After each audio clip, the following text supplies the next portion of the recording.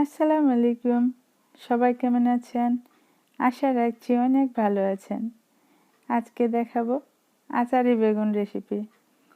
যারা বেগুন পছন্দ করেন তাদের কাছে এই রেসিপিটা আশা রাখছি অনেক ভালো লাগবে।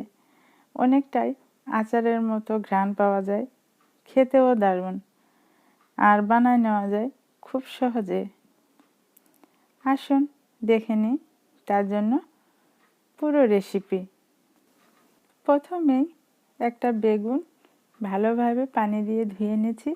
ধুয়ে নেওয়ার পরে মোটা করে চাকা চাকা কাটে নেব।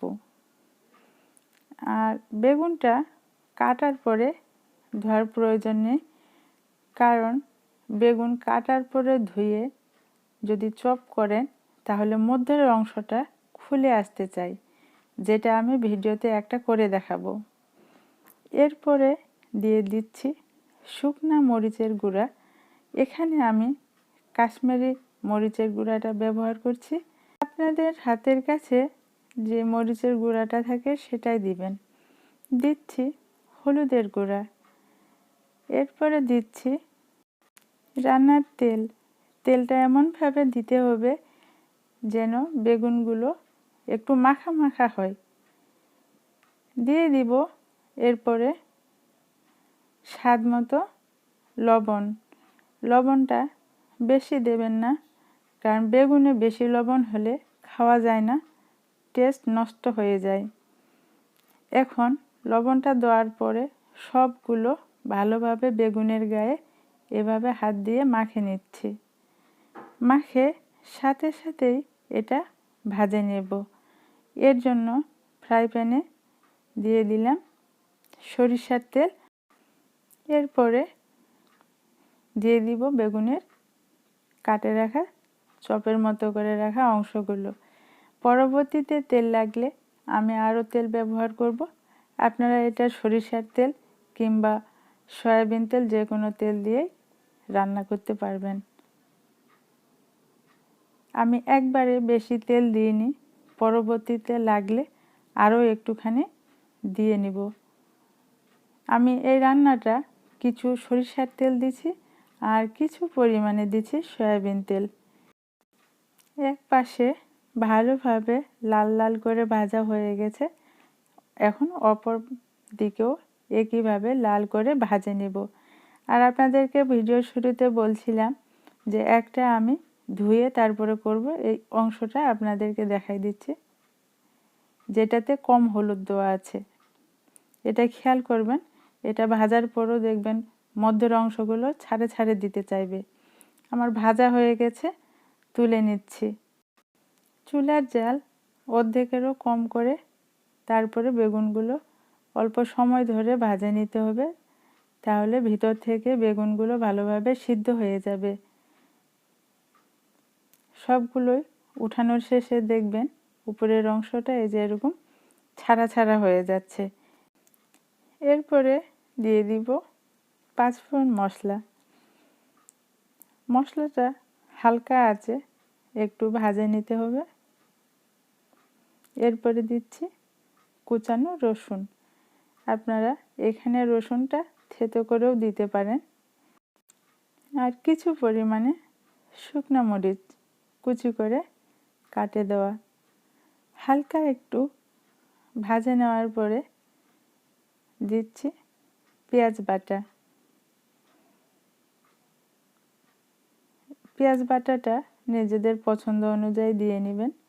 আর তেলটা আমি একটু একটু করে এখানে অ্যাড করছি, কারণ একবারে বেশি তেল দিয়ে দিইনি। আমি চেষ্টা করছি রান্নাটা কম তেলে করার, কিন্তু বেগুনে কম তেলে রান্না করা যায় না, তাহলে বেগুনগুলো ভাঙে যায়। বেগুনটা ভাজার সময় অনেক তেল লাগে যায়, যেটা বেগুনটা চুষে নেয়। এজন্য বেগুন রান্নার শেষে তেলটা ছাড়ে দেয়, দেখবেন চপ কিংবা যে কোনো কিছু উপরে। আর একটু লবণ দিয়ে দিলাম, আর একটু কাশ্মীরি মরিচের গুঁড়া আর হলুদ। আমি এখানে কাশ্মীরি মরিচের গুঁড়াটা মূলত ব্যবহার করছি ভালো একটা কালার নিয়ে আসার জন্য। আপনারা নর্মাল মরিচের গুঁড়াটাই দিবেন। সাদা সরিষা বাটা দিয়ে দিব। এখানে দেখুন একটু সবুজ কালার দেখাচ্ছে, কারণ এখানে কাঁচামরিচ লবণ দিয়ে এটা আমি পাটায় বাটে নিয়েছি। কাঁচামরিচ আর লবণ দিয়ে বাটার চেষ্টা করবেন, না হলে সরিষা বাটাটা যে কোনো কিছুতে দেন তিতা হয়ে যাবে। আর আপনারা যদি এই সরিষা বাটাটা না দিতে চান সেক্ষেত্রে সামান্য পরিমাণে আদা দিবেন। দিলাম তেঁতুলের কাদ। তেঁতুলের এই কাদ দেওয়ার কারণে একটু টক টক ভাব আসবে, ভালো লাগবে খেতে। এরপরে কিছুক্ষণ নাড়েচাড়ে হালকা কষানোর পরে দিয়ে দিচ্ছি আচার। আর এটা আমার কাঁচা আমের আচার, যেটা আমি চুলায় জ্বালাইনি, শুধু আমগুলো কাটে রোদে শুকাই নিয়েছি। আপনাদের কারো কাছে যদি আচার না থাকে সেক্ষেত্রে কাঁচা আমের সময়টাতে আপনারা এই রেসিপিটা করলে কাঁচা আম দিয়ে করে নিতে পারেন। আর যদি কাঁচা আম কিংবা আচার কোনোটাই না থাকে সেক্ষেত্রে এটা বাদ দিলেও কোনো সমস্যা হবে না। এরপর বেশ কিছুক্ষণ অল্প আঁচে মশলাটা লাল করে কষায় নিতে হবে। এ পর্যন্ত আমার এই ভিডিওটা ভালো লাগলে আপনারা একটা লাইক দিয়ে দিবেন। যারা এখনও আমার ইউটিউব চ্যানেলটা সাবস্ক্রাইব করেননি, যদি ভালো লাগে তাহলে পাশে থাকার অনুরোধ রইল। বেশ কিছুক্ষণ এভাবে মশলাটা কষানোর পরে পরিমাণ মতো পানি দিয়ে নিলাম। আপনারা চাইলে এখানে গরম পানিটাও দিয়ে দিতে পারেন, তাহলে আরও বেশি ভালো লাগবে। ঝোলটা ভালোভাবে ফুটে ওঠার পরে এখন ভাজে রাখা বেগুনের চপগুলো একটা একটা করে উপরে ভালো করে ছড়াই দেব। এই কাজটা একটু সাবধানে করবেন যেন বেগুনের চপগুলো ভাঙে না যায়। আর দেখুন একটা অংশ অনেকটাই ছাড়ে দিয়ে আসছে মনে হয়, যেটা আমি কাটার পরে ধুয়ে নিয়েছিলাম সেই বেগুনের পিসটা। সবগুলো দেওয়ার পরে এখন দিয়ে দিচ্ছি সামান্য চিনি। চিনিটা দিলে খেতে ভালো লাগে, যেহেতু তেঁতুলের কাদ এখানে দেওয়া হয়েছে এজন্য।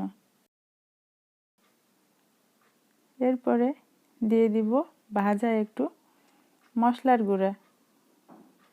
আপনাদের যদি কারো সমস্যা থাকে পাঁচফোড়ন মশলাটাও আপনারা বাটে এভাবে গুঁড়ো করে দিতে পারেন।